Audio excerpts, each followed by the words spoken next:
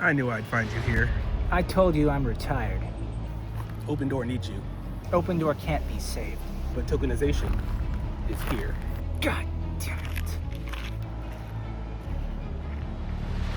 A capital light business on chain, but it has to be you. Fine. I'll do it.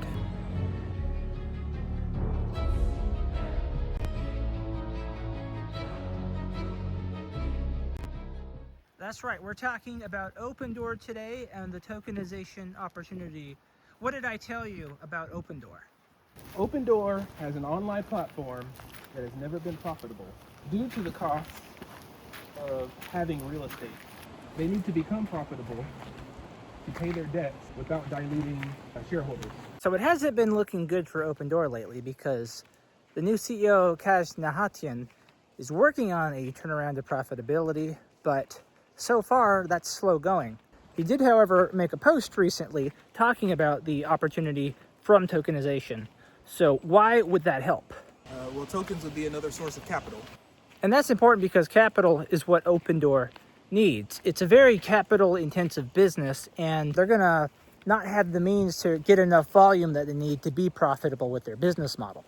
But real estate is a real world asset that could be tokenized. If Opendoor allows investors on the blockchain to purchase tokens of new real estate acquisitions that they make, that would free up some of their own capital in order to fund more acquisitions down the line. But why would anyone want to buy Opendoor's token? So presumably, if you're buying a token of a real world asset like a home, you're going to share in the profits of the final sale of the home. That would be the most likely value of owning a token. Conceivably, Opendoor could also pool some of these homes together and create something like a diversified fund or tranche and tokenize that as well. But isn't it possible that people will day trade the tokens? It's true, but that might also be an opportunity for them. If Opendoor is trying to be a market maker for the real estate properties as a whole, if they tokenize them, they could make a market for those tokens as well.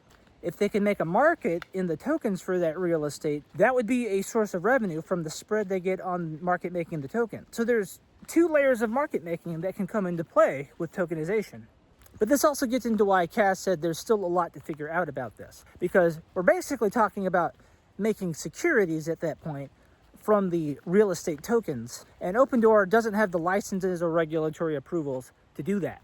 So if Kaz only just recently had the idea, which it sounds to me like he did, then he would need to figure out a way to make that happen. There are, however, some companies that might be able to partner with them to make this happen. Securitize has the licenses to be a broker-dealer, an investment advisor, and a transfer agent. Some kind of contract with Opendoor could be on the table here, or a similar company. But what if I don't want to sell my whole home and I just want to tokenize a third of it? Yeah, I think that's possible. In fact, it seems like that could be an alternative to taking out a mortgage on your home. Instead, you could be selling part of your home equity and using that as an extra source of liquidity, which is something that's not really possible right now, but maybe Opendoor could be the platform to do that on chain. Whichever of these things they do, and they could do one of these things, they could do all of them, it would give them a lot more options than they currently have and greatly increase their odds of success. So that's why I think it's good that the CEO of Opendoor is talking about tokenization. And if investors want to see a realistic recovery case for Opendoor, something like this, I think, needs to happen.